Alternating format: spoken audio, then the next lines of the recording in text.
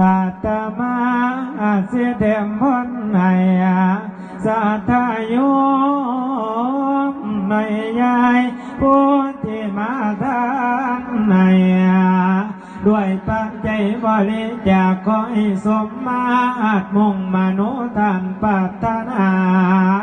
ด้วยศรัทธาเกียรติการได้มาทอดประเทศทานโมทนาสาธุการได้แต่งทำเข้านี้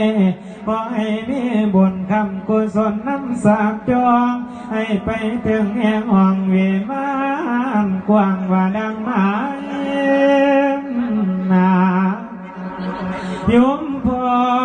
ยมแม่แม่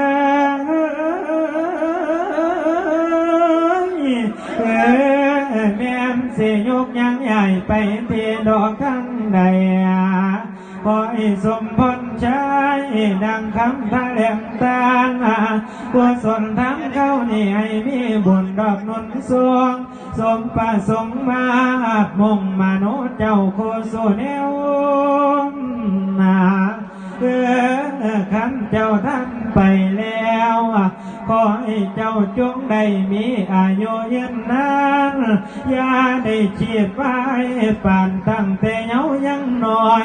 ให้ถึงพันถึงน้อยอาสงไข่เปีย